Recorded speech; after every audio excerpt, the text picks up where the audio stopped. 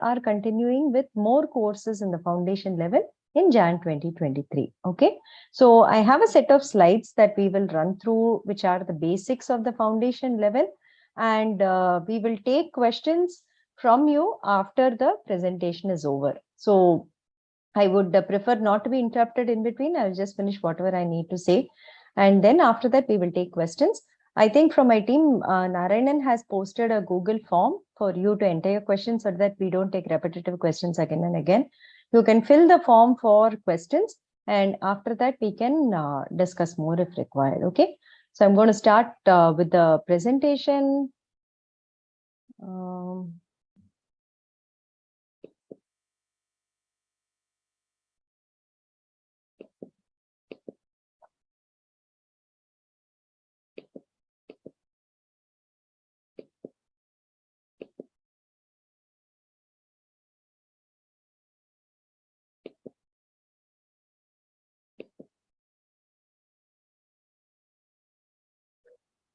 Okay, is it visible, Balaji?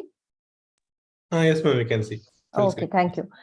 So we'll start off with this couple of slides that talk about the program in general, the status of number of students we have in the program currently as part of Jan 2023, grading patterns of courses in the foundation level, and what other activities happen as part of IIT Madras BS.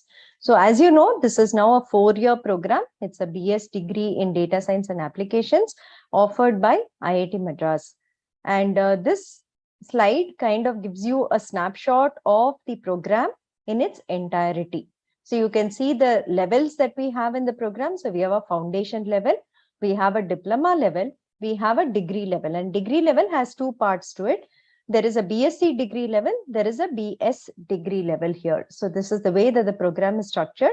The program is structured for a multi-input, whereas 2 inputs basically we have regular entry, which is where the students have entered through the foundation qualifier. They complete the qualifier exam, enter the foundation level, do the 8 courses and proceed on to the diploma level. They complete the diploma, you go on to your degree level. The other entry is, of course, the direct admission to diploma, where somebody can write the admission exam for entering the diploma directly, but you have to exit with the diploma. You cannot continue to your degree level when you go through this entry. So that is the orange arrow that you can see from left to right that is moving across the diploma level of courses. And the most important information on this particular slide, I will say, is the left bottom circle that you have. All exams and assessments that are done as part of coursework here in the program are in-person quizzes, and the final exams are also in person in centers across the country and even some outside the country. So while we deliver video lectures, live sessions, which are online, right, through Gmeet or a Zoom link or something like that, you learn everything from there. There is a discourse forum or there's a Google forum on which you ask your questions. That is a written type of question and answer. But the exams that we do are not online. The exams that we do are in person at centers that you have to come and write. You already would have written your qualifier exam. You should know how we do it. Similar manner, we'll do it for the 2 quizzes and for the final exam. Only for the programming course, which is Python in the foundation level, we have an online proctored programming exam. So the programming exam we conduct for it is online. You take it from your home or hostel or wherever you are, and it is proctored. So there'll be a person who is also watching you at that time. And we do this because the exam partner still doesn't have the capability to run programming exams. You're working on it, but currently it's not yet done. And the other thing to say, which all of you must be knowing, having entered the program, is the minimum requirement to enter the program is, of course, Maths and English in Standard 10. We don't expect you to have a science background in 11th and 12th. So variety of students study with us. They are from the arts background, the science background, medical background, law background, commerce, accountancy, economics, English, history, archaeology. We've met a wide variety of students who are studying with us in this data science and programming degree of ours. And very interesting because of this criteria that we have put, wherein we say you should just have finished your 10th standard Maths and English, and you should have finished your 12th standard to start the program. We are not looking at your background, educational background, your role, whether you're currently a student in a college, whether you're doing the course full-time with us, whether you're a working professional, whether you're a professional taking a break and you want to switch careers, it is different kinds of students who are again studying with us in the program. So this kind of, allows a lot of different kinds of students to enter the program, study with us and go forward. There's another representation of the same thing. It's a little more decluttered, I would say, which just says linearly, how do you proceed and how can you exit from the program at various levels. What is the current state of the program? If you're interested in knowing, okay, along with me, how many are studying in this program? Is it just maybe 200 students? Is it 500 students? Is it 1 lakh students? No, all our numbers are wrong, which I have said here.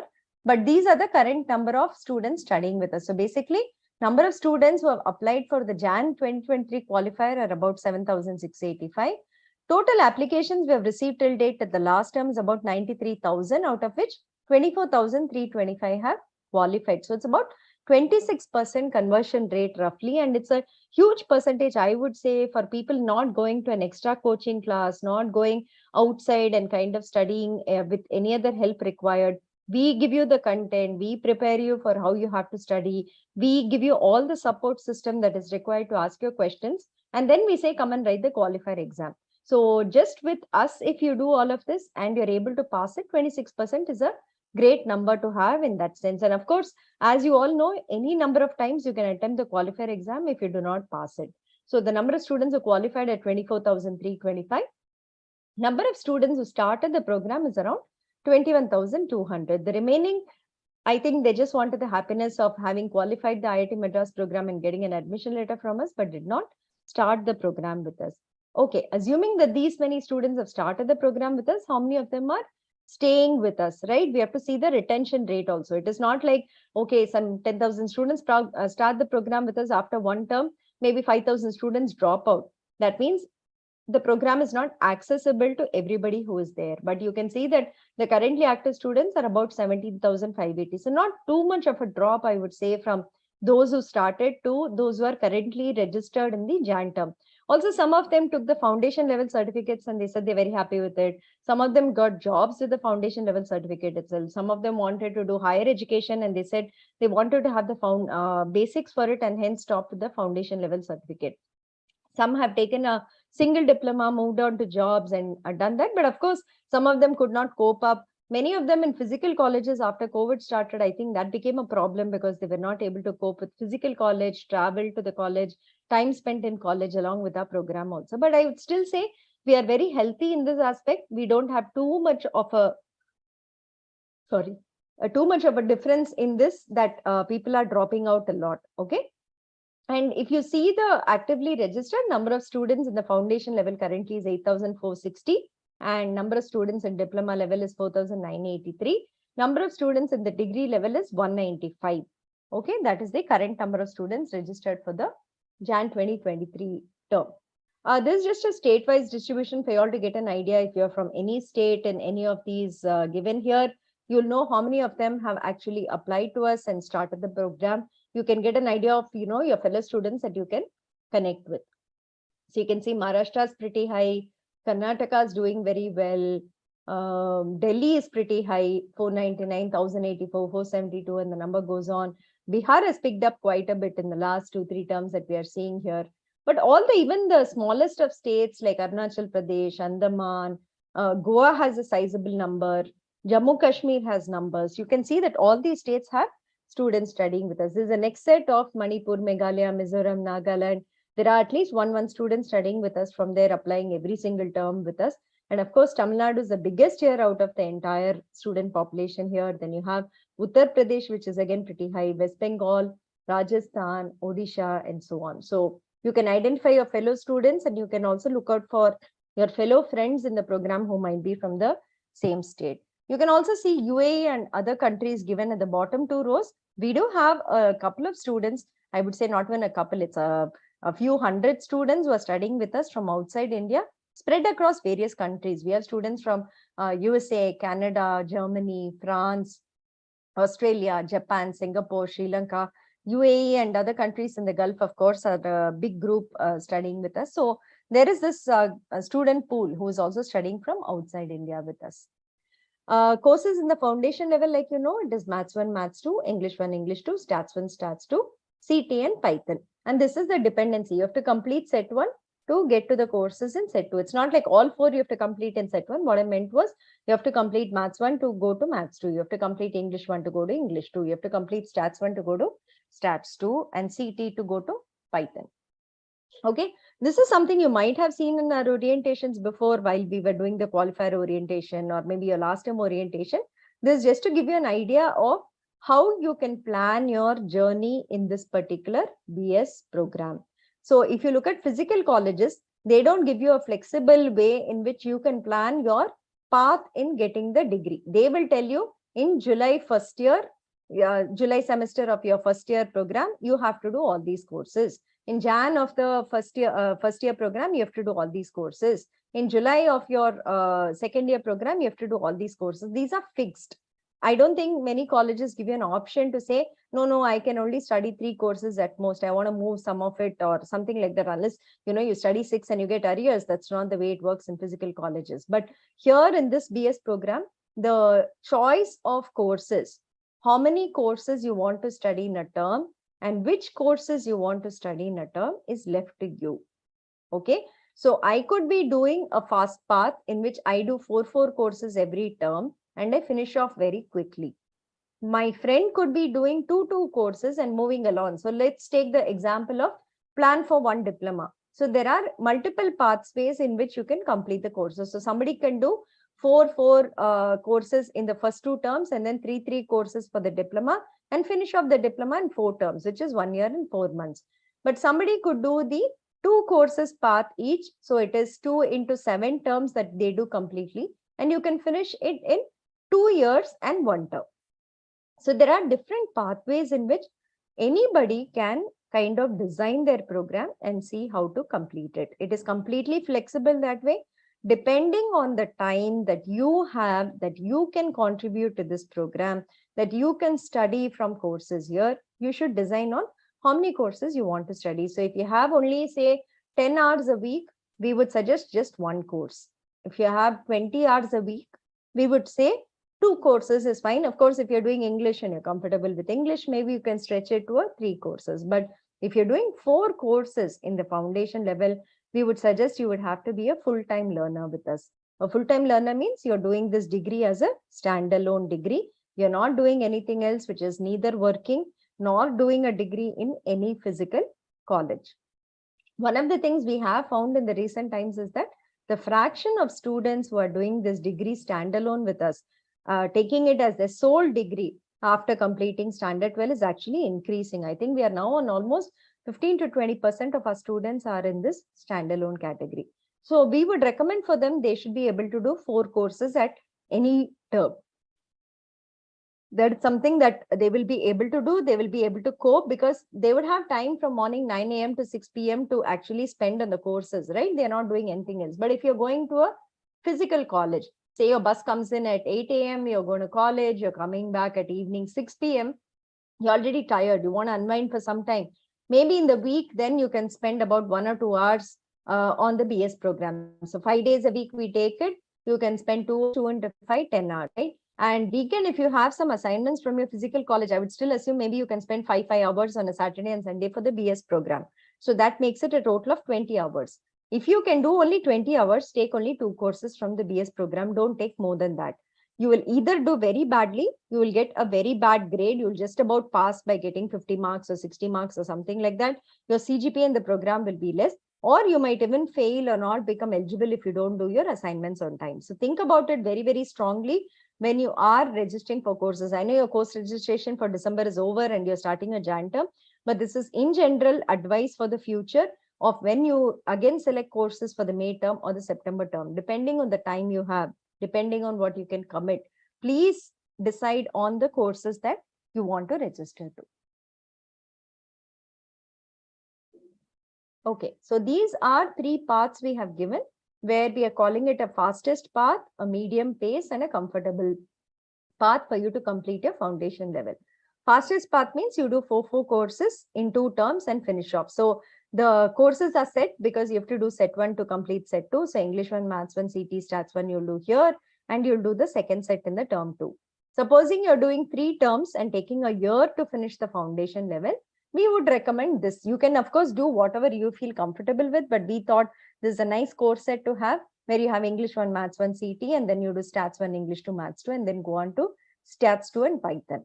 If you're doing 4 terms, 2 courses each, then maybe this is a pathway we suggest. Again, these are just recommendations and suggestions from our side. You can choose whatever courses you want to do, but just be aware, many times we found students who don't understand the dependency of a course. So they've left off English at one point. They've done like Maths 1, Maths 2. Then they've done like, Maths 1, Stats 1 in one term. They would have done like, Maths 2, Stats 2 in another term. And then they would do some CT or Python. Then they're left with 2 English courses. And they'll be like, can I take both English courses in the same term? You cannot, because English 1 should be completed to take English 2. So one term they spend on just taking English 1, one term they have to spend on just taking English 2. It's a miscalculation because they have not read the rules of the program. So I would say read the rules of the program to see what are the prerequisites for a course to be taken, and ensure that you plan it properly so that you can complete your courses on time and you're not stuck with something like this where the rules don't permit you to take 2 courses. How is the fees being structured? I think all of you know this. It's also given on the website. Anyway, you paid 1 term fees minimum, if not more. You do know this. We do have waivers in, we call it institute advance, given as waivers to the students coming from these income levels from certain categories. We do have 50% waiver, 75% waiver. And there are some documents that you have to produce for it. For instance, you have to produce an EWS plus family income certificate, OBC and SIL plus family income certificate, a PWD certificate, a CSG certificate. So if your certificates are under verification, don't worry. They will get verified. If there are any doubts, we will reach out to you. You can clarify those doubts, come back to us with re-uploads of certificates and so on. That will be going on, but we will give you course content access by tomorrow. So this is the way that the fees works in the program. Okay, what are the assessments this term that you will be doing, right? There are 2 quizzes and one end-term exam. The 2 quizzes are on February 26th in the afternoon, 2 p.m. to 6 p.m. And then you have on April 2nd, 2 p.m. to 6 p.m. And your final exam is on April 30th, 9 a.m. to 12 and 2 p.m. to 5 p.m. These 3 dates are Sundays, okay? So just be aware and alert to keep your calendar free on these 3 Sundays, which are your assessments. I already saw a question in the chat which says, are the 2 quizzes mandatory or can I just do 1? I think the attitude to take for learning from the program is you should try out everything that we give you, because you need to do well. I don't understand the point of taking shortcuts and doing the least amount of work possible to get a grade and complete the program. That is not the point of the program. The point of the program that you are registering is you have to study, you have to learn the concepts, you have to do the courses well, you have to get good grades also. With a 6 and a 7 CGPA, even the hiring process is going to become very difficult for you, because companies that typically come to IITs for placement will say, I want to consider only candidates with CGPA of 7.5 or sometimes even 8. And if you're just about missing an assessment, doing the minimum required, maybe getting out with the 60 marks and a 6 CGPA, it's not going to really work in your favor. So don't try immediately, even before the term starts, on, can I cut a quiz and can I not, can I pass away with just 1 quiz or something like that.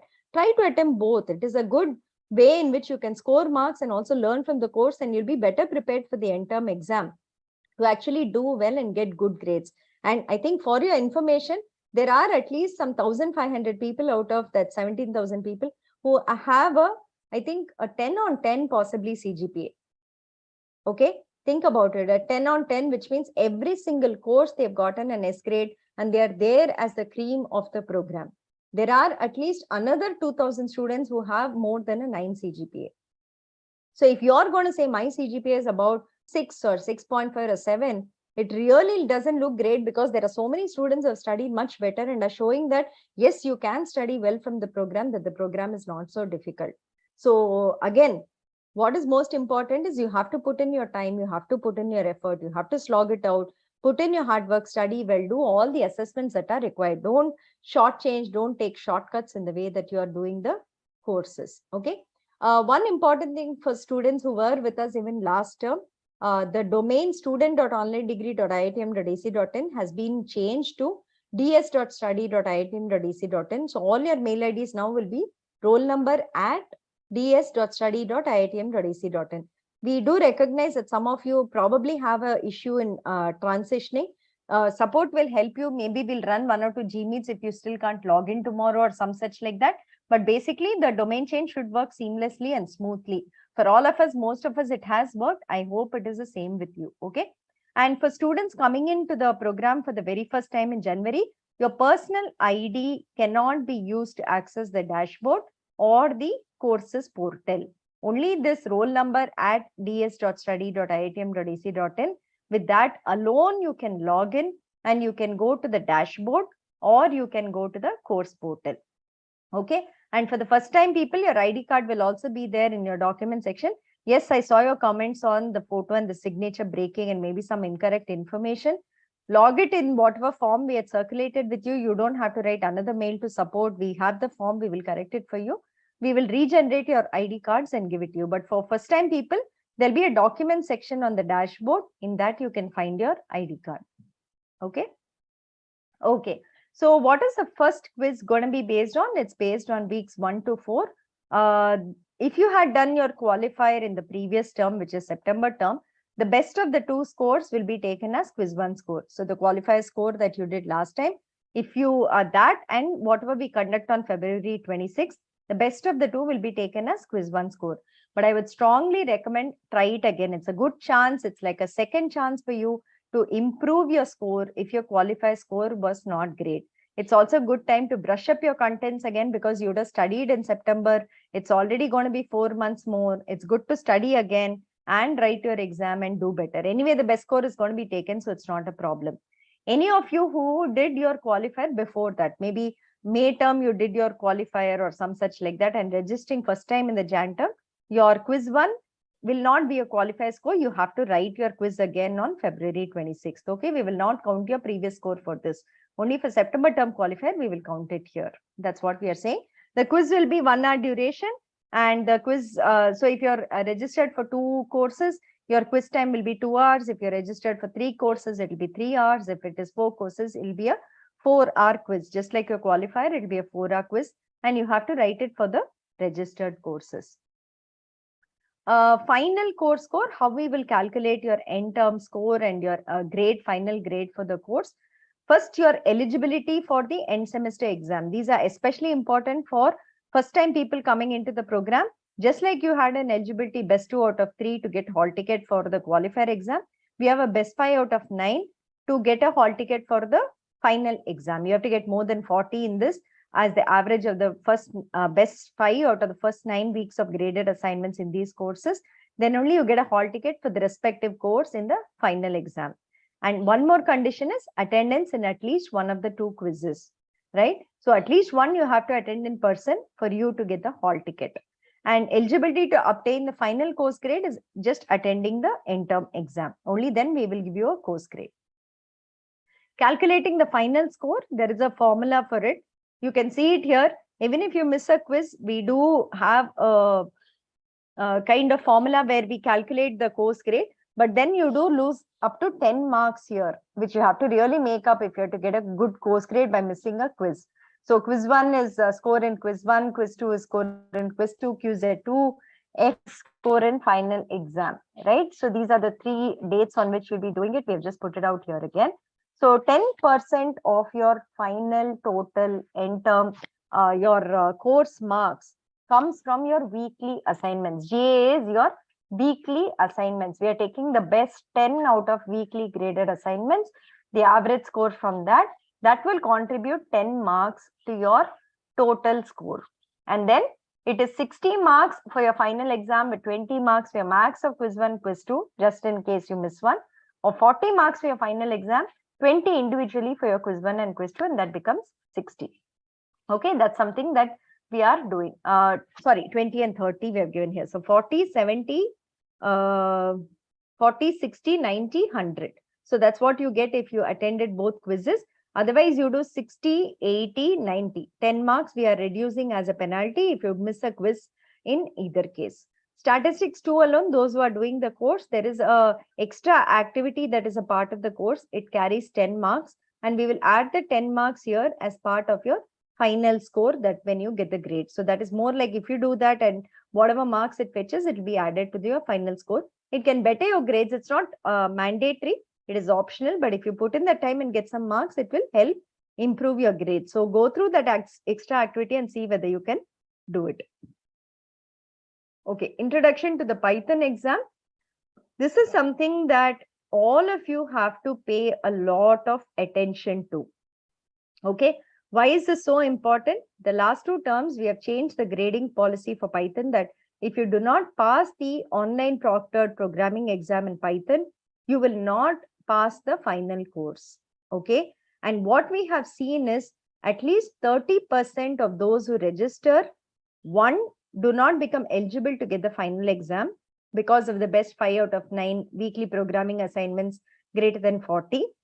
But even amongst those, the 70% who actually are given the hall ticket to write the exam and come to the center to write the exam, the pass percentage in this course is only 50%.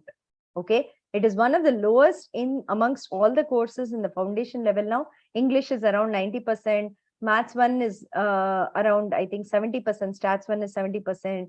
Stats 2 is 67%. Maths 2 has also decreased quite a bit in the last term. It is 55% pass in the last term. Okay, but Python has been the lowest at 50%. We see that a lot of students are not practicing programming at all.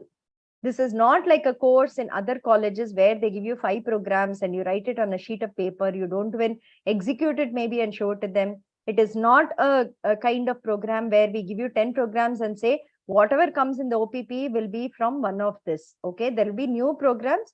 You have to know the logic, you have to know the syntax, and you have to be able to do the programs in the time given, which is 1.5 hours. If you cannot do it and you cannot get 40 marks in one of the 2 OPPs, you will not be getting a course grade, a pass grade in the final course grade. You'll get an I, you have to repeat. You have to repeat the course or definitely the programming part of the exam. Okay, I hope this is very, very clear to you. And unless you pass Python, Python is one of the most important in your program journey. Python impacts your programming diploma because there the next step of we have data structures algorithms using Python. AppDev 1 uses Python, AppDev 2 uses Python, and then you have DBMS also, which uses Python to link up the database to the application. 4 courses are dependent on Python in the programming diploma. Okay, data science diploma, the ML techniques, ML practice will also be Python dependent. These are based on Python libraries and actual Python coding. If you don't know Python, again, it is going to impact you there. So unless you learn your Python very well, you are not going to do well in the programming or data science diploma levels. So please ensure you put in enough and more time on programming week after week. So one of the changes we are bringing now is from this time, we are doing a mock test every week, a timed assignment every week on Friday, Saturday, Sunday between 7 p.m. and 9 p.m. It's a 2-hour assignment that will be open in the evening. It will have maybe 3 or 4 problems that you have to solve. It is more to give you practice for the online proctored programming exams.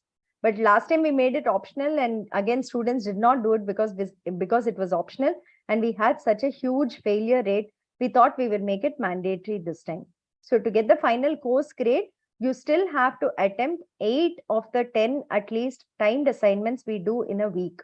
And for your own flexibility, okay, I'm busy on Friday, do it on Saturday.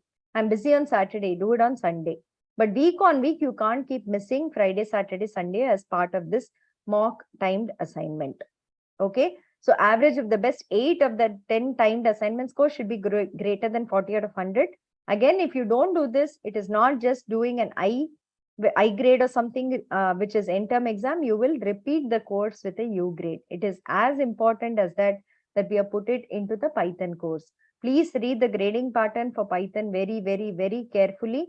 You have 3 conditions to get the final course grade: attending end-term exam, score in one of the 2 programming exams should be greater than 40 out of 100. These 2 we already had last time. But the third condition we have put in is the mock exam, mock test that we do weekly, average of the best 8 out of 10, you should have more than 40 out of 100. If you don't have this, you will fail the course, you will get a U grade. You will have to repeat the entire course. I hope this is clear. Please take this very seriously. Those of you who do not know any programming at all, please spend more time on the Python assignments. There are practice assignments given, there are graded assignments given, and of course, there are 10,000 websites that teach you Python programming. There are places where you can go and sample programming assignments, and you can also practice programming assignments there. Those of you who know maybe a C or a C++, don't be too complacent and say, I know coding, hence I can manage with Python. Please sit down and code and ensure that you still know how to do Python programming. Okay, grading scheme. This is the way that we grade the scheme. We find the total score using the formula given for every single course. And if you are greater than 90 out of 100, greater than equal to 90, you get an S grade. 90 to 80, you get an A grade, then B grade, C. E is 50 to 40. And if it's less than 40, the T total course score is less than 40, you get a U grade. U grade means you have not passed the course. And even before that, we have eligibility to come to the final exam to get a hall ticket. So there we say that if you're not eligible with respect to assignment score, right? That is called a WA grade, in which case also it's a fail thing. You have to repeat the course. And WQ is when you have not attended a quiz and you got an ineligible for final exam. In this case also, you have to repeat the course. So these two are conditions which are even before you go and attempt the exam and get the hall ticket for the final exam. U grade is after you attend the exam and you also get a fail, but you don't get the minimum required in course marks. Okay. So this is something that we give as the letter grading system. Please see that you go through this. And what I was saying initially, you have to ensure that your course grades are anywhere between SAB. These are more than 8 points, and that what will keep you for a CGPA of 8 or more. Don't drop to lesser than that. Even if you drop to lesser than that, it can be maybe one course. It can be 2 courses when you're doing 20 courses. It cannot be like all 20 courses you're doing, you have an E grade or a D grade. There is also a minimum condition for you to get a degree. You should get more than 6 CGPA to get a degree. So with a E grade, you cannot have all courses in E grade and get a degree because you will not have a CGPA of 6. Try to remember all this and try to think of the thousands of students who are having good CGPAs, and that you should be in that bracket if you are to be noticeable and you have to get into the placements from our side. Okay. CCC is something called as credit clearing capability. In the foundation level, we are enforcing this. In the diploma level, we are allowing all students to take up to a max of 4 courses. So in foundation level, the first term we decide based on your qualifier marks. So there, if you have less than 50, you are allowed to take 2 courses, 50 to 70 is 3 courses, and 70 and above is 4 courses. After that, once you finish one term, the CCC will be decided by your CGPA in that term. And after you finish 2 terms, it will be based on the CGPA of the 2 terms. We check on the formula given here, and depending on number of courses you have failed, number of courses you passed and appeared, we decide the CCC and we give it to you. But giving you a CCC of 4 does not mean you have to take 4 courses. You can still register to 1 course or 2 courses or 3 courses depending on your time availability. So this is only something where institute limits the number of courses you can take based on your performance. So if we say that it's only 2 courses you can take, that cannot become 3 at that point. But when we give you more, you can take lesser than that. That is not a problem from our side. Okay, what happens if you don't get a passing grade in a course? If it's a WA or WQ and you don't get the hall ticket to write the final exam, right? That is one situation. Second one is you get a U grade, where you go to the exam, you write it, but you still get less than 40 marks. You get a fail grade, which is a U grade. In that case, what happens is you have to repeat the entire course in the upcoming terms. Maybe the immediate term or the term after, you have to repeat the entire course. We will not take any assignment marks or any quiz marks from the previous term. You have to redo the weekly assignments once again. You have to redo the quiz once again. You have to become eligible again to write the final exam. In this case, the same rules as for a new course will follow. And the fees for repeating the course is the same as the course fees. You'll have to pay the full fees again, and you will have to come in and do the course. This is if you get a U grade in the course. And supposing you miss the end term exam, you're absent for it. You're absent for the end term exam. There are 2 choices for you. You can either just register for end term exam only. We call it ET only. You can register for that. It's 1,000 rupees for writing the end term exam alone. Or you can register for repeating the entire course. So in the former case, when you register to write only end term exam, we will take your previous quiz marks from the previous semester. Any other OPP marks will be taken from the previous semester.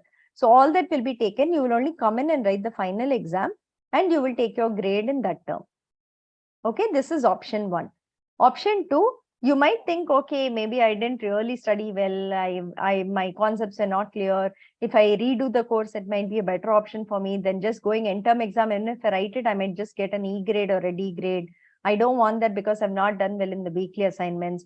In that case, what you do is you repeat the course. So in repeating the course, you have to do the assignments and the quizzes once again, like you would for a new course, and then you complete the course here.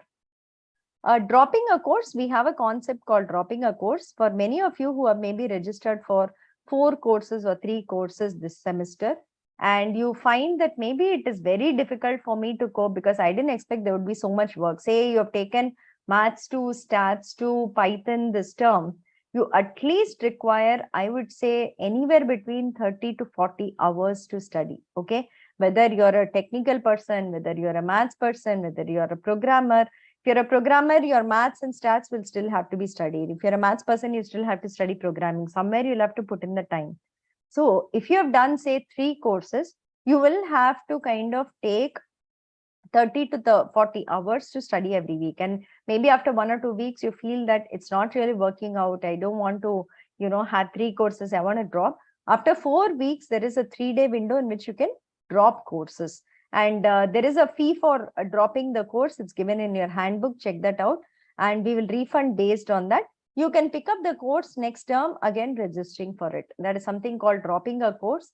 And yeah, all the terms and conditions are given here. They're given in the student handbook also. You can check that. But basically, if you feel you can't cope with the courses you've registered in this term, and you want to inform us that you don't want to pursue with one course, as part of the term, then you drop a course with us.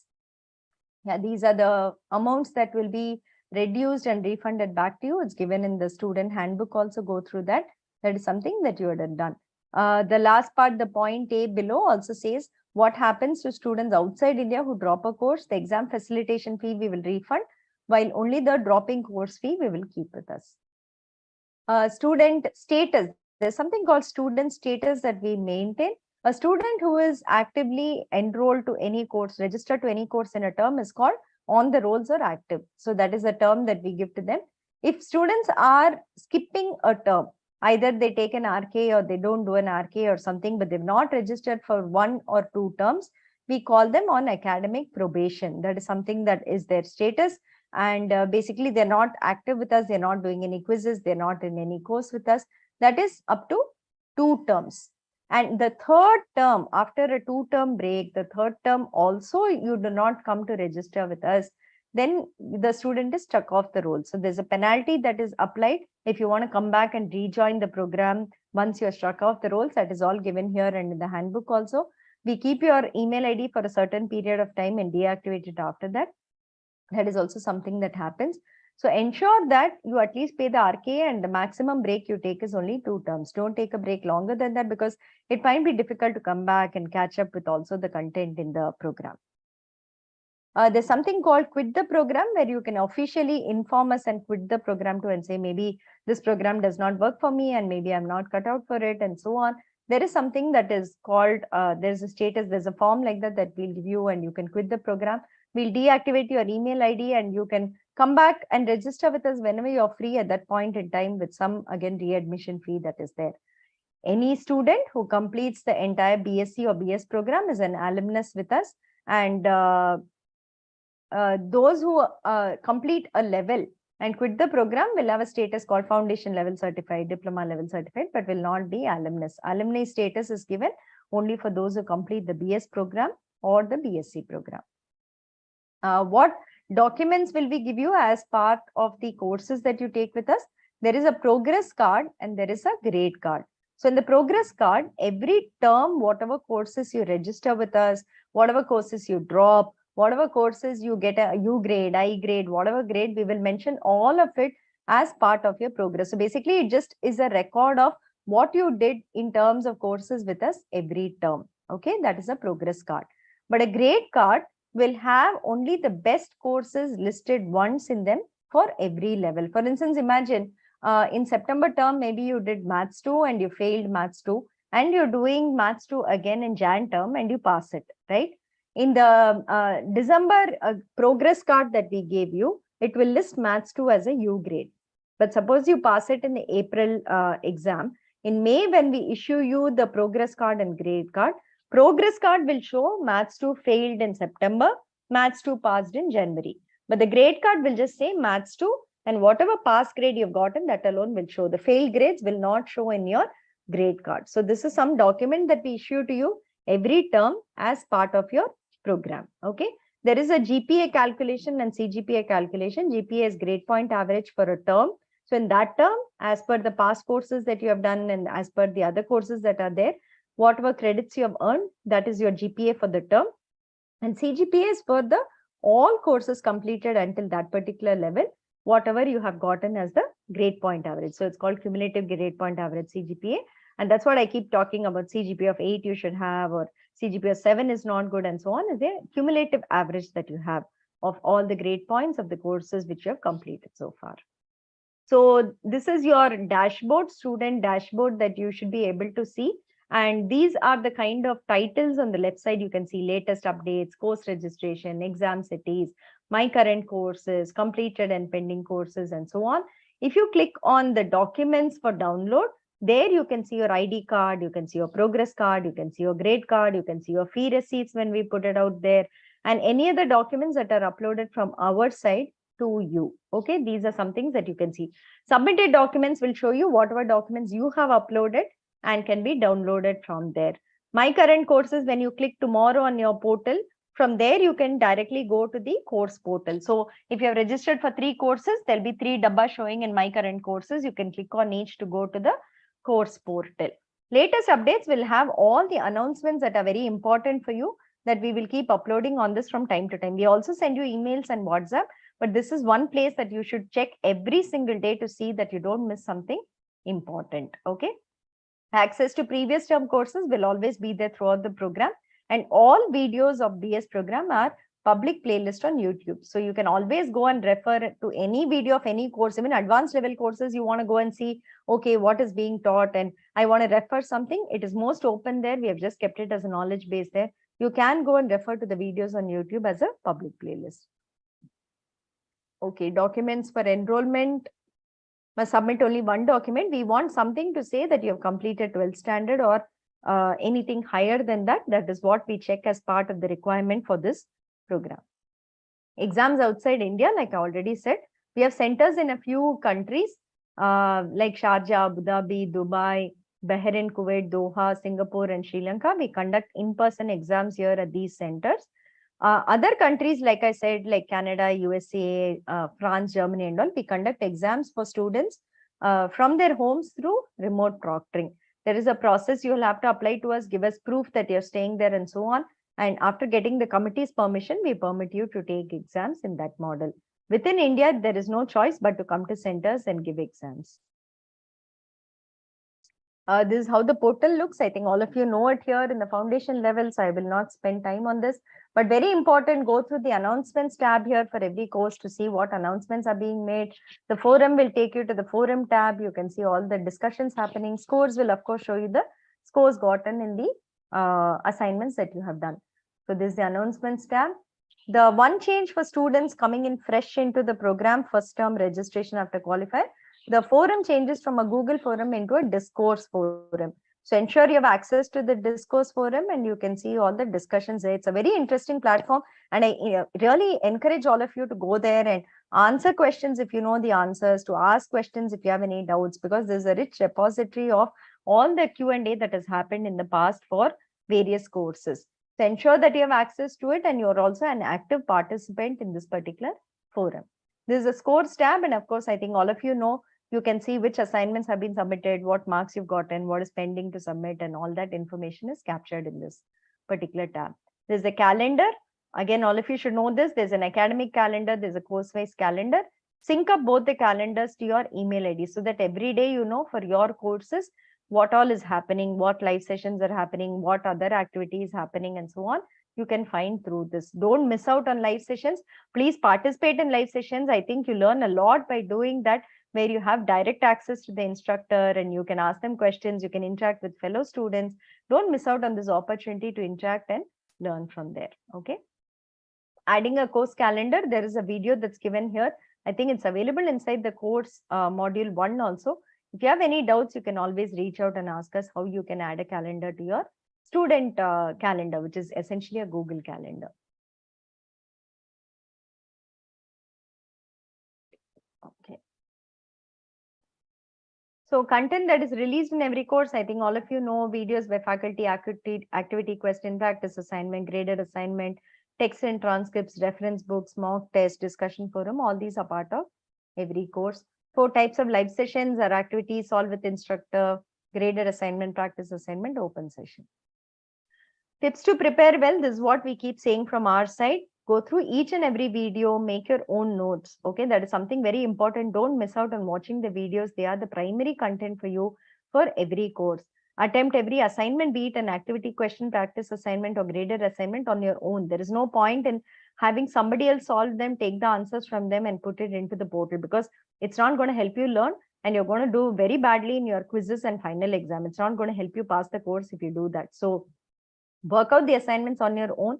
More than that, I would say, do better planning of your time, of when you will study what, when will you watch videos every week. Keep a timetable for yourself, since you're managing 2 programs also possibly. One is your maybe work or profession, and one more is maybe your physical college or something like that. You should kind of put out a timetable for yourself and when you will study all of this and devote time to it. And don't change from it too much, I would say, so that you kind of keep to a schedule and you know that you are completing things on time. That is something that is very important. Even for full-time students, I will say, since you're studying from home, don't think, oh, there's one more week. Today is only Monday. Why should I study today? Tomorrow I can study. Day after I can study. Don't take it very lightly just because you're at home and you can postpone things. Unlike a physical college, keep a timetable and follow the timetable for, studying from the courses and doing all the assignments on time by yourself, attending live sessions. Do all of that and be an active participant in the courses. Okay. One more thing I would like to say here. There are a lot of websites that are selling solutions to the program. There are a lot of websites that claim that they are partnered with IIT Madras, that they are partnered with the IIT Madras BS program. In fact, today also from some of the students, I was getting it that there is some group that is saying that we have partnered with them for internships and you have to pay them some 2,000 rupees or 5,000 rupees and they'll give you an internship. And apparently so many students, hundreds of students have joined that, assuming it is legitimate. And these are all scams. Okay. If there is something from our side, it will come to you from the official email IDs of ours. We will not be saying we are partnering with somebody. It will be from IIT Madras that we are putting out to you. Any payments you have to make will be only on the payment pending tag of your dashboard. Nowhere else will we ask you to pay, or it'll be through the course registration page or something like that. And if there is something indeed we are partnering with, we will tell you officially through the announcement document, announcement WhatsApp, announcement email, on your dashboard, we will put it out that we are doing this. But currently, we do not have any websites that we are partnering with that sell solutions or answers. We do not have any website that we are partnering with or company we are partnering with to provide you internships once you pay money. All these are scams. Please do not, fall for these scams and pay money. Avoid resorting to these. Do everything on your own. If you have any doubt, write to support and always check once to say, is this genuine? Should I do it? Have you sent it or something like that? So that once we answer, after that, you can go ahead with it. Student life outside academics. Some of you might know we have 12 houses here as part of the program. They're named after the forest. And we divide all students into the 12 houses. Each house has a structure of groups, smaller groups into which you will be put into, and there'll be a group leader for that. There is a secretary, deputy secretary, web admin for every house.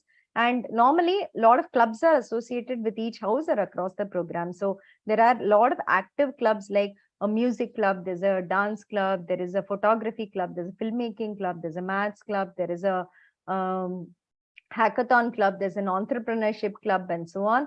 You can be a part of these clubs and you can participate actively in this. And the clubs also have a lot of training programs sometimes that they facilitate. They bring in some experts to talk. All these are student run completely. We do not administer these clubs or the houses. We only coordinate some things for them from our side, but basically all these are student run. So you can actively participate in the activities of the houses or the clubs as per your interest that is there. So this is something that is outside of academics. Paradox is an event that we have been facilitating from last year. So last May, we had the first Paradox at IIT Madras.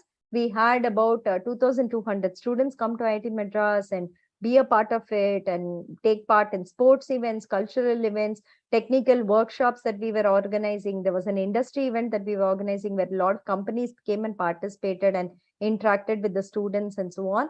So that is something that we started off. And then in August, we had something called Savan Paradox, which was completely online. Then Jan 2nd, we had a Margari Paradox, which was one day in person at IIT Madras.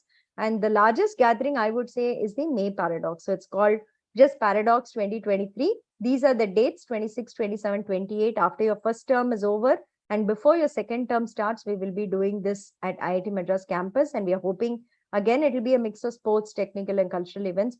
All of you are welcome to attend, participate, organize, and be a part of it. Okay. So normally we try for hostel accommodations at that time. That's why these dates are pushed after the, on-campus students kind of complete the semester and are going home.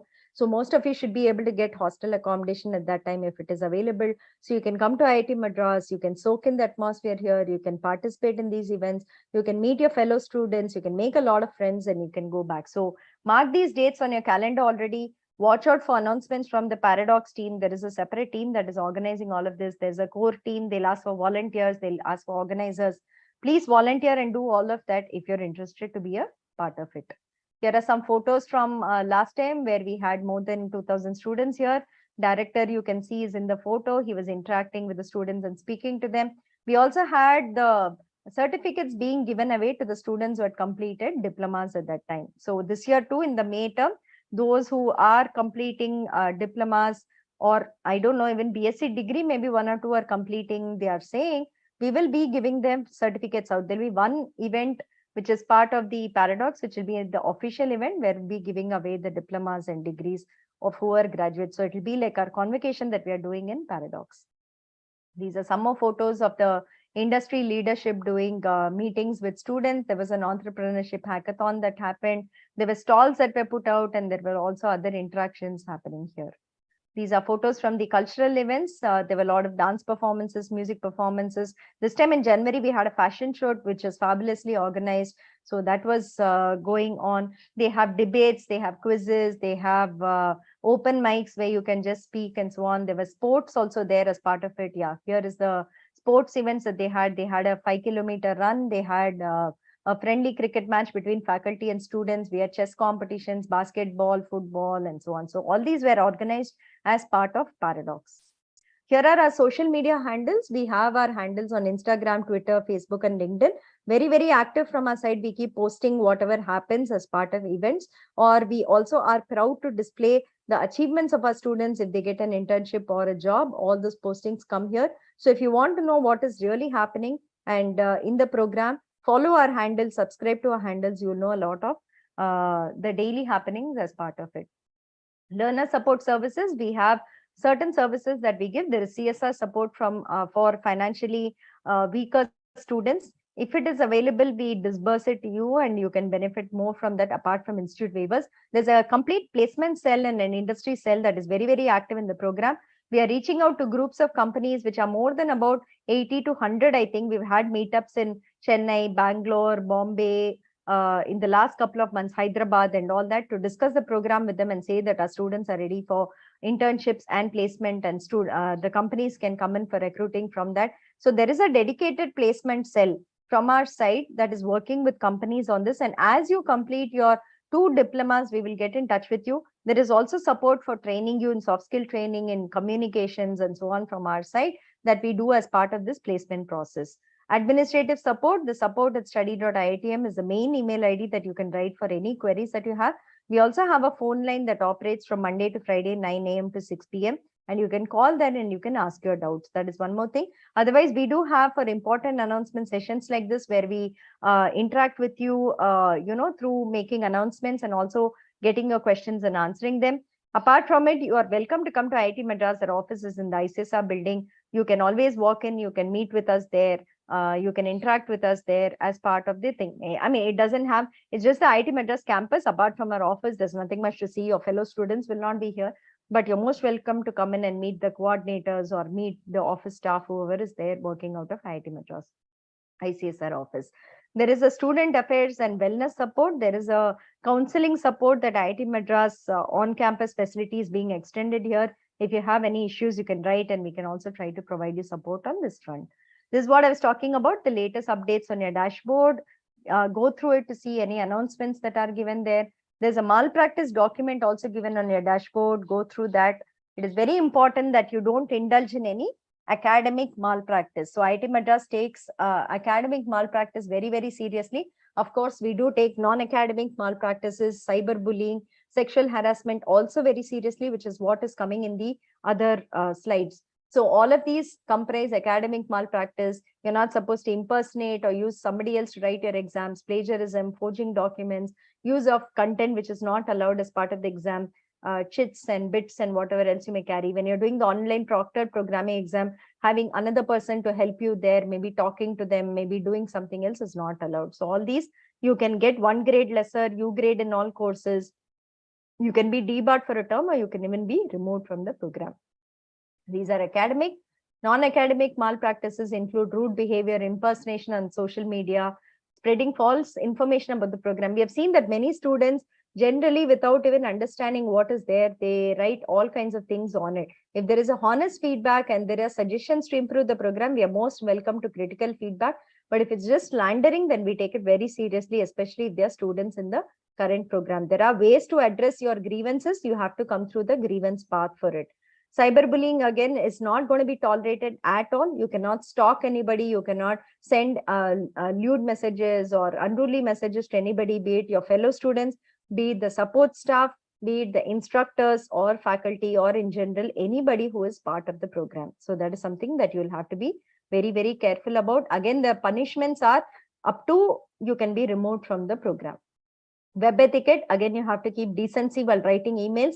We have seen many emails that come to support which are very, very rude, which are very, very impolite, and literally they are kind of degrading and, using even language that is not acceptable. These are not acceptable to be received from you all. You have to be kind and courteous when you write to anybody, anywhere, be it the discourse forum, be it emails or any other forum that you're writing. You have to keep your decorum as an IIT Madras student. We cannot find you violating that. At any point in time, action will be taken if at all we find that you are doing this. So communicate politely when you talk, when you write, and when you are interacting in any other kind of forum that is there. This is about cyberbullying. This also we do not tolerate, and this cannot be done sending abusive, threatening messages. We see that there are a lot of Telegram and WhatsApp groups. Those groups are not officially handled by IIT Madras. They are student-run groups. They are student-organized groups. But it does not mean that you can say whatever you want there and you can get away with using language that is abusive or language that is unacceptable. Those also come to us as complaints, and you have to maintain your decorum and etiquette on all forums wherever you represent yourself as an IIT Madras student. So on those forums, you're still an IIT Madras student. You have to keep your etiquette and you have to see the way that you actually write messages there. Sexual harassment also, it is not acceptable at all to send these kind of content to anybody or to harass somebody just because you are online and nobody knows where you are, how you are. Don't think that it is acceptable. Again, the punishments here are very severe. There are, in fact, legal cells which will take these legal actions on you if they find that there is some proof of you harassing somebody sexually. So that's what we have as presentations for now. I'm going to stop sharing here. I hope this gave you a comprehensive view of the program for those of you who've been there. I know that you already know some of it, but it's okay. Sometimes it's good to also go through this once again that is there. There are people on the chat that I'm seeing is saying, I got a call, fake call today. I got this type of internship related mail. That's why we continuously keep on saying, ask your friends, ask the support team, write on the forum, ask them whether this is genuine, and then you go in for payment of money. IIT Madras will never ask you to pay money unless there is something like, say, you're ready for placements and there is a placement fee, but it will all come on your dashboard. We will not just generally send you a link and say make payments. That will never ever happen. That is there. Okay. Content on portal. Yes, we were in an unexpected maintenance of the portal. We had to do suddenly. We did not realize that it would be required, but the portal had to be brought down and we are doing some maintenance there. Tomorrow morning, your portal should be up and your course access should be given there. But I think you would have gotten mails from our side where the video playlist is already given. So hopefully you've started watching the videos. You can do that. But tomorrow your portal access will come. Corrected ID card, by this week we will give it. We just got all the complaints regarding the broken images and so on. We will get it done and we can do that definitely. Okay. Okay, any other courses not being updated and all that? Tomorrow when the dashboard opens, let us know after that. Maybe for some of you who wanted to swap courses or improvement courses and all, looks like there is some confusion still and it hasn't happened. Tomorrow you can check the portal and your dashboard and let us know if there's something else we have to correct. Okay. Internships are typically after one diploma only, not now at the foundation level. So you'll have to finish foundation, go for the diploma level, complete one diploma. Only after that, the internship is given. Narayanan, can you post the link of that sheet which has all the playlist links? Yes, sir. They are saying, some of them are saying they didn't get the mail. One of the things I will tell all of you is just don't check your mails and check the spam folder also. For many of you, maybe the mails are going out as spam. I don't know. But ideally, we have sent at least 2 or 3 reminders on the playlist for the videos actually. So that is something that you have to check on. Yeah, I'll go through the Google form too now, but I'm just checking the chat if there's something else to be done. Yeah. Narayanan, can you start reading off some messages from the Google form and maybe we'll take a couple of questions till 8 p.m. and we'll close the session. Oh, yes, sir. Yeah. First question, what have will you put be it on chat, the link? Yes, ma'am, I'm going to put it. Okay, put that and start reading the questions. That's Sure. okay.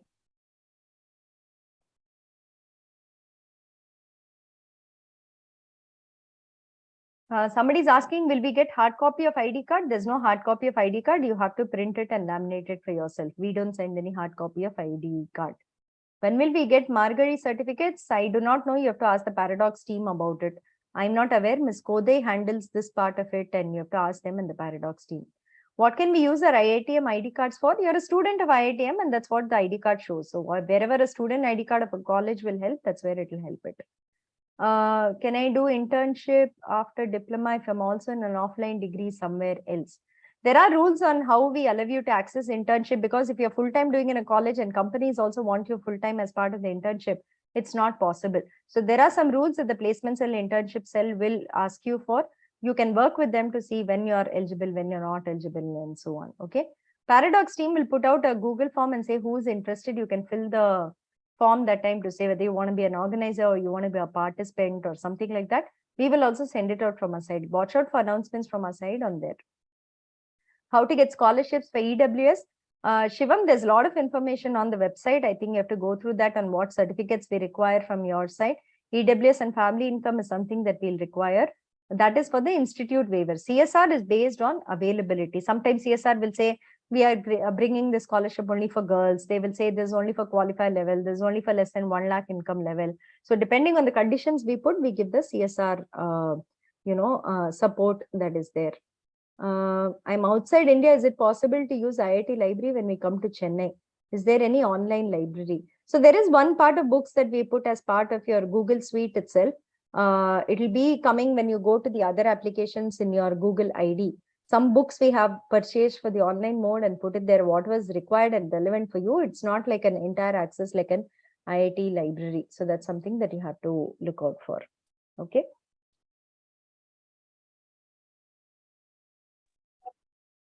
Shall I continue the form? Yeah, have you put the link in the chat? Yes, sir. Oh, okay. So I think Narayanan has put the link in the chat. You can check the link there. That sheet has the details of all the course playlists. So if you haven't gotten the mail, please check this, and that should be the final thing. Whatever courses you've joined, you can start watching videos here. Yeah, Narayanan, we can do.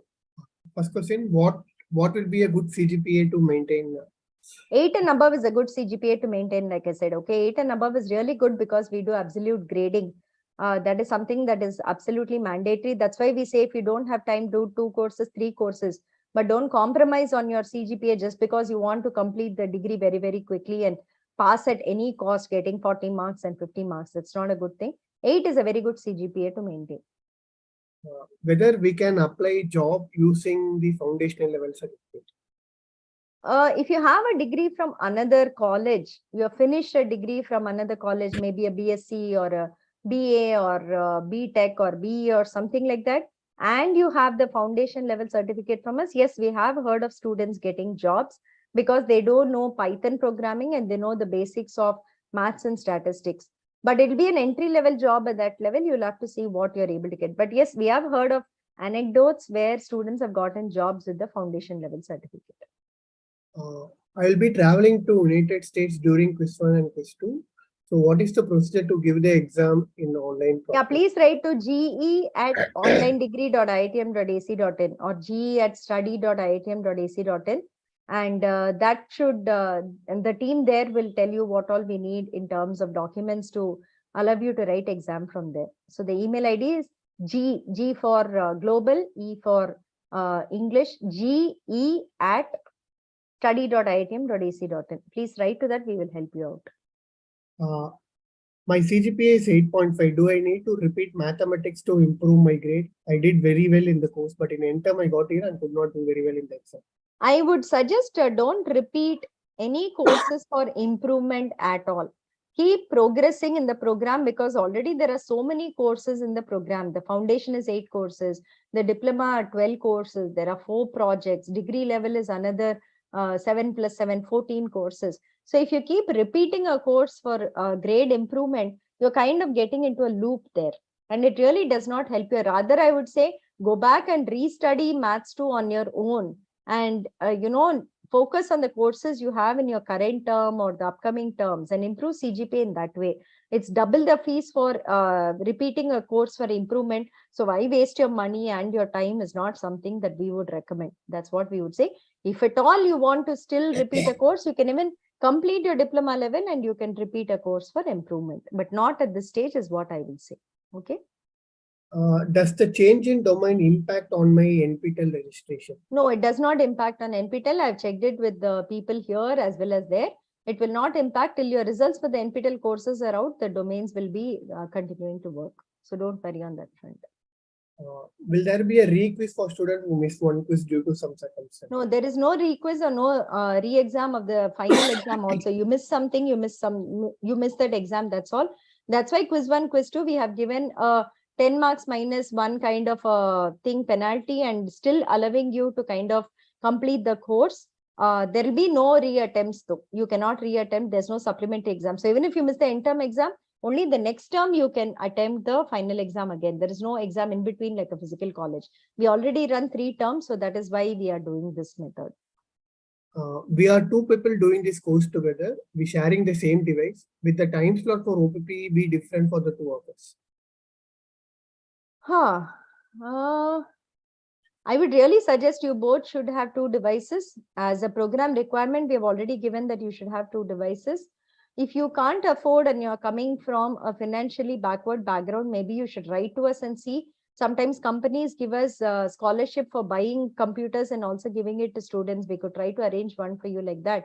Because at some point, there'll be projects coming up, there'll be Vivas coming up. At the diploma level, there'll be at least 7-8 courses that are programming based, and they'll require more use of the computer. Maybe at foundation level with a mobile also you can study Maths 1 and Statistics 1. It's not very comfortable, but I would say it's still okay. But once you get to Python and thereafter, if you go on to programming courses, I would suggest every student has to have a separate device. And time sharing will not be possible because, see, for Python, we have 2 slots. But for the other courses in the diploma level, sometimes there's only 1 programming exam slot. At that point, you'll have to see how you will do it. Thanks, sir. And student, I have a suggestion that please also change the domain in our ID card, which is written on backside of Yeah, ID cards will be changed now. We are also reworking on that. We'll get it done. Yes. it. That's all from format. Oh, that's all questions today. Yeah, just 50. That's very nice. Okay, that's very nice. So maybe some 2-3 we'll take from whatever they are writing here. Is it okay if I manage to get a full-time internship on my own? Absolutely fantastic. Please try for it. All of you should try for internships and placements on your own. Also, we are very happy for you. We'll be very happy to share your success also. No problems on that. Is there any scholarship scheme for SC/ST students? Already you get a 50% waiver on the fees. More support, if the CSR comes forward, we will be happy to extend based on your income level. So that is something that we can do. Can we show soft copy of ID card to enter IIT Madras? Yes, you can. You're a valid student of IIT Madras and it should be okay for you to enter IIT Madras.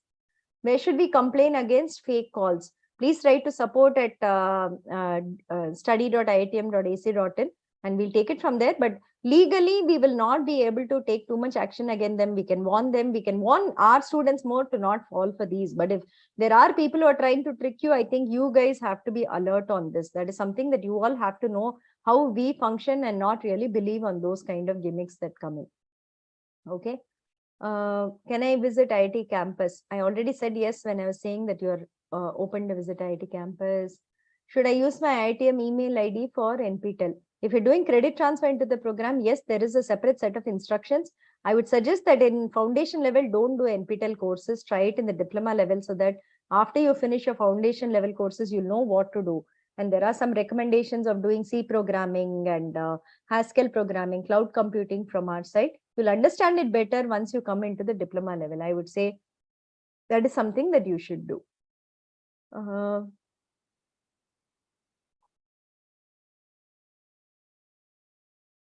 Am I eligible for CFA doing this as my sole degree?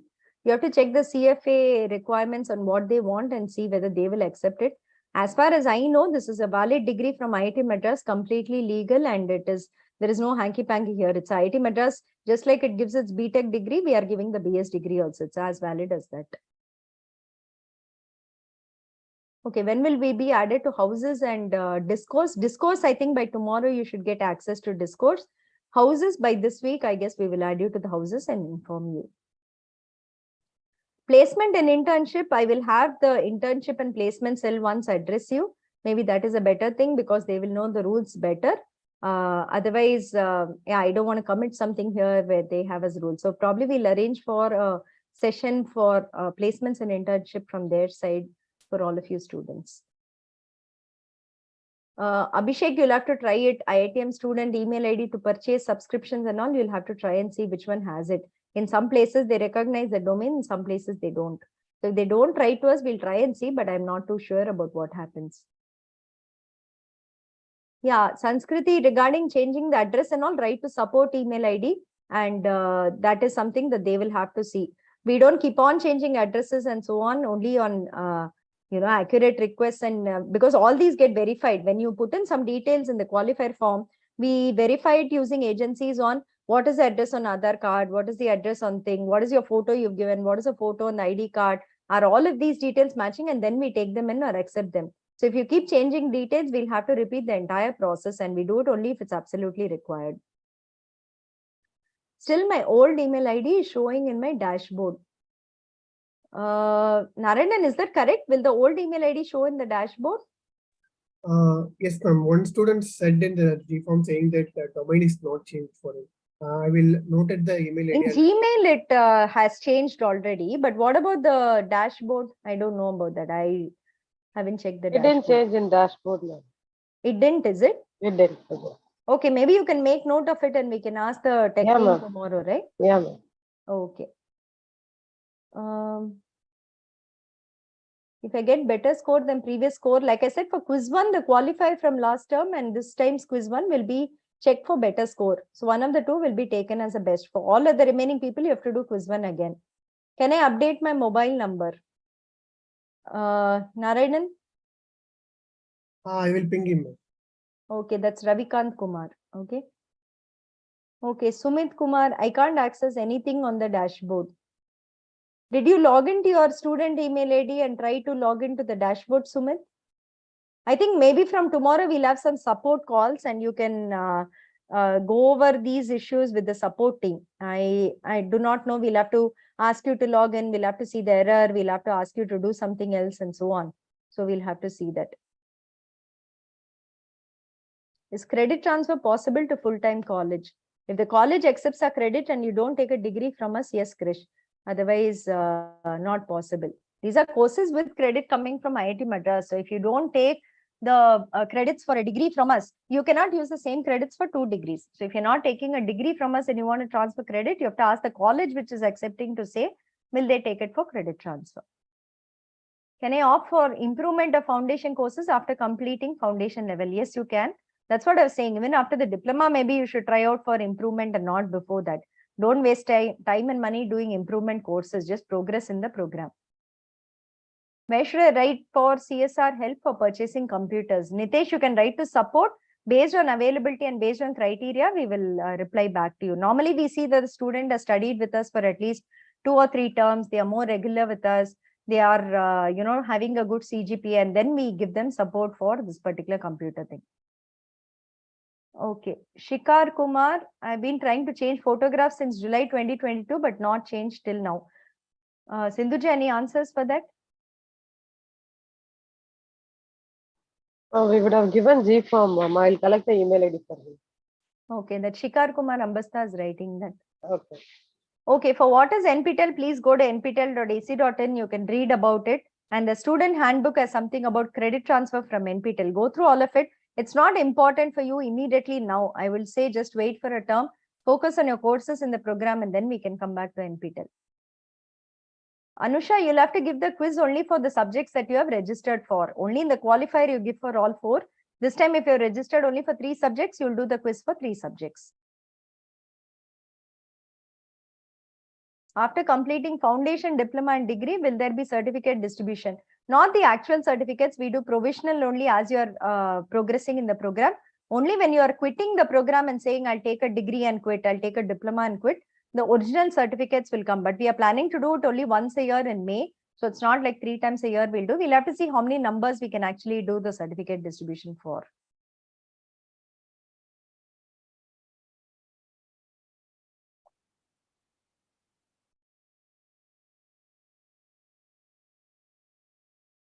Naren, in this Excel of course list playlist, right? Can we just push it on their dashboard as latest updates or something?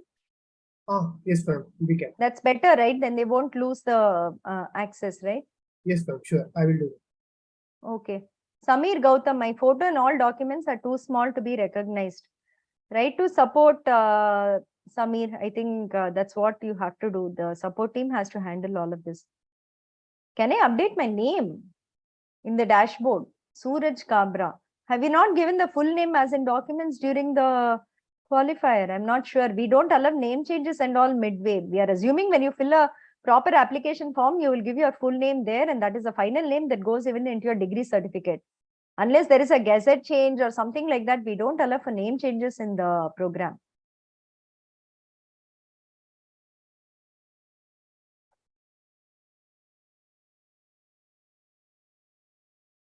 Okay, Anupam, but how does a person know that even the authorization letter is genuine?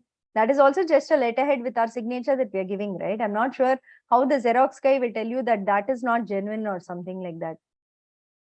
People have been able to get it printed and laminated. We've not had issues with students like this.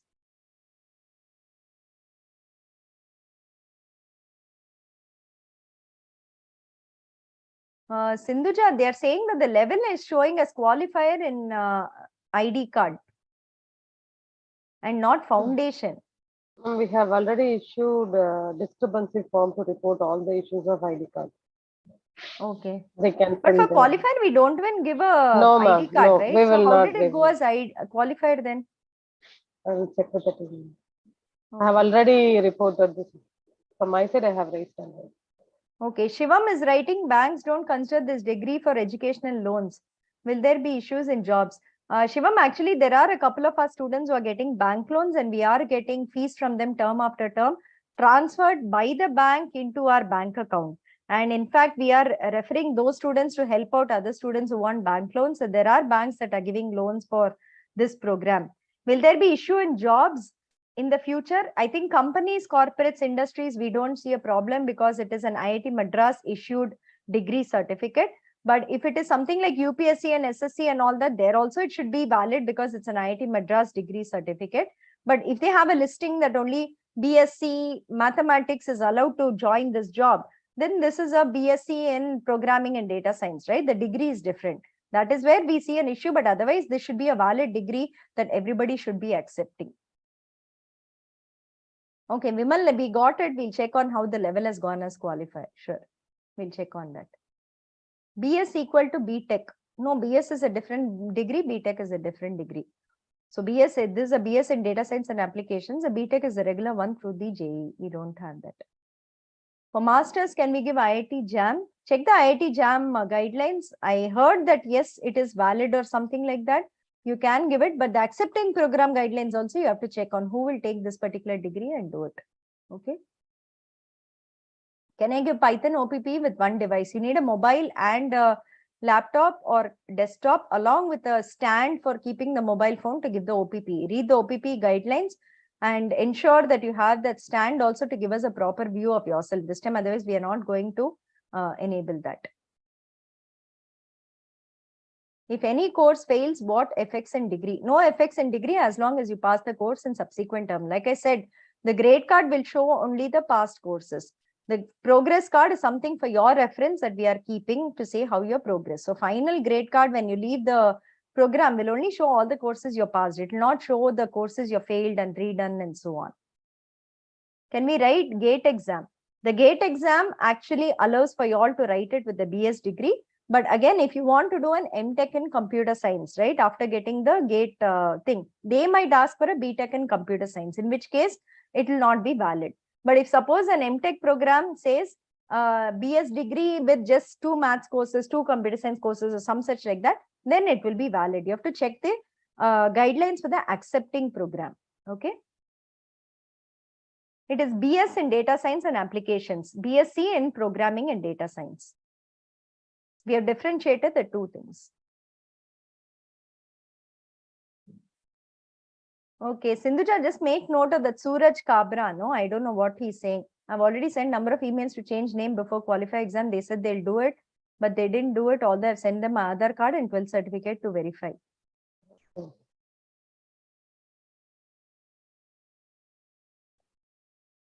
Yeah, Anupam, we'll send all the guidelines for the OPPs. We are just opening the term. We'll send it by maybe 1 week or so. Daily basis entry to IITM library will not be permitted. That is not something we're signing up BS students for. BS is a program where contents are delivered online and exams are in person. We are not promising any campus facilities to the BS students. Nitesh, all these are being handled. We have put our program in various portals for availing scholarships. In fact, one West Bengal program, many students have availed scholarships. Bihar also it is there. Right to support, they will direct you to a person called Kodai. She can help you with whatever your queries are. So whatever letters and all you need, we have been giving students about the structure. Okay, there is something that we are doing for that on what they require. I will also put you in touch with the students who are getting bank loans. You can talk to them and see how do they do their paperwork. There's no fee waiver on NPTEL courses. NPTEL courses, SCST is 500 rupees. That's a fee waiver that is given. Government job, you have to check Satyam. I only know of IT companies that are taking this. We are more working that assuming you guys will get into IT and data science. That's the sector that we are targeting. There's any other degree like you get. So you can check out what are the government job scope. Potential related higher study after completing BS. You can go for a master's abroad. You can do MCA. You can do MBA. GATE exam you can write. But like I said, the accepting program requirements, you'll have to check and see whether you satisfy it. Saurabh, e-library access, we'll put out the list of how to do it. Naran, and when do we normally send out that emails that they can access that e-quest? What is it called? Some quest. E-quest from Google. Yeah, we normally send out an email on that, right? Yes, ma'am. Yes, ma'am. When that will we will do be that? available on the course introduction page itself. On the course introduction page. Okay, go yes, to the yes. course. Tomorrow, The Tomorrow first will unit totally in every course, right? Yes, ma'am. Yeah, go ahead, explain that. Yeah. Yeah, on the course introduction page in the portal, we have a link in that you can click and check the eQuest library. Yeah, so Saurabh, go to the course week 0 content, the first week content, course introduction unit it's called. In that there'll be a link to access the e-library books that we have put in for the program.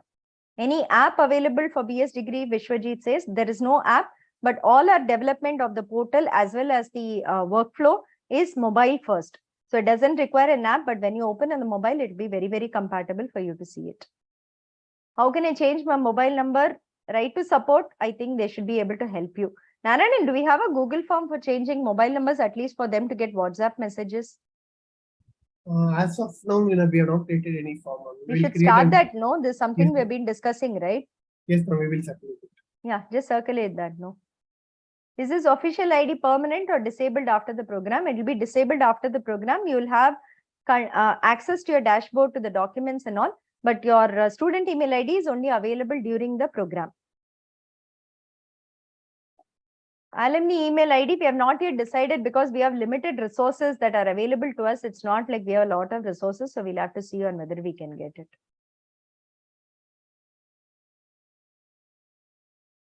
SJ, I think you might want to go to the YouTube and see the initial part of it. We have given some statistics about the program there, so you might want to just check that out. Changing of exam center for quizzes up to what, 4 weeks before, Narayanan and Sindhuja? Or 2 weeks? What is Yes, the time? ma'am. 4 weeks before, ma'am. Yeah, up to 4 weeks before the quiz date, you can change your exam center. So somebody said, how can I change my center to Hyderabad? On your dashboard itself, up to 4 weeks before. So if it's Feb 26, Jan 26, up to that, you can change your exam center. We will take that as send the announcement final. also. Yeah. Once it enabled, we will send announcement also. Okay. Is C++ not necessary for this course? No, we do only Python, Java, and we do the front end is, what is the front end, Narayanan, we do? Vue.js or do we do React? Vue.js and NSJ. Vue.js, huh? Yes. Okay, we do Vue.js, Python, and one more, what did I say? Java. That's the 3 things we do. We don't do C++. That's why we say that you can study C++ and C from NPTEL. Okay. Ritik, why many times my friend gets it while you don't get it? I really don't know. We send out messages to everybody on the WhatsApp. We send out emails. Ideally, everybody should get it, but it can go to spam folder or maybe the server does not put it out. If you don't get it, inform us. We'll see what we can do about it.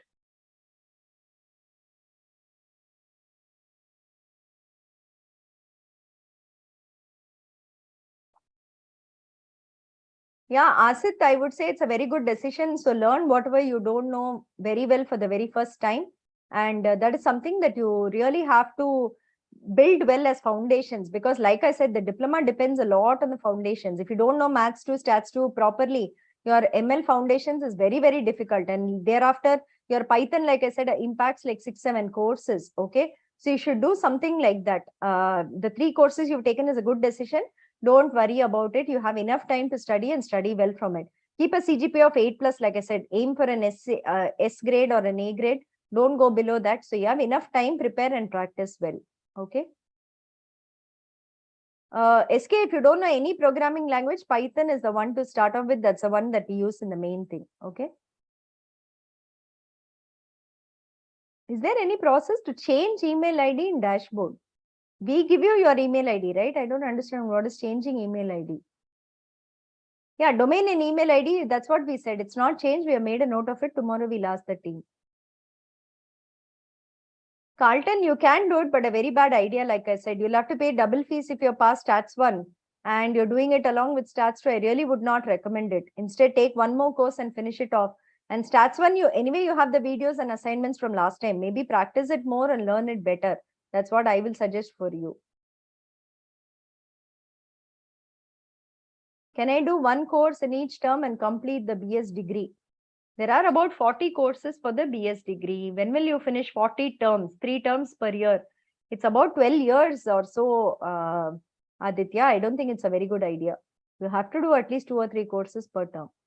Technically, maybe you can do, but we have said the max time for a BS degree is 8 years. After that, it will be depending on IIT Madras Senate approval.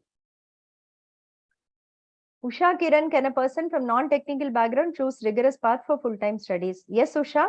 And that's what I said. If you have a 9 to 5, like a physical college, you can sit down, discipline, study from morning to evening, and kind of give it enough time. See, the program is very accessible. Program, the videos that are made, the amount of practice that we are able to give you, and is a lot of material. Except that you should have time to pursue it and go through it and practice it. In fact, we have students who are BA History and BA English who are really topping our courses. They are getting S grade in statistics too and all, having not done even mathematics in standard 11 and 12.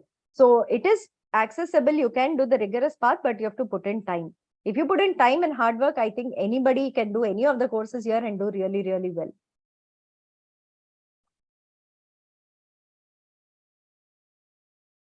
Stats 2, Maths 2 and English 2, Shreyansh, again, I would say if you have time. My standard answer is that if you have time, if you put in the hard work, it's a yes. Lenovo Tab 4, whoever that student is, please write to support. We'll see what to do.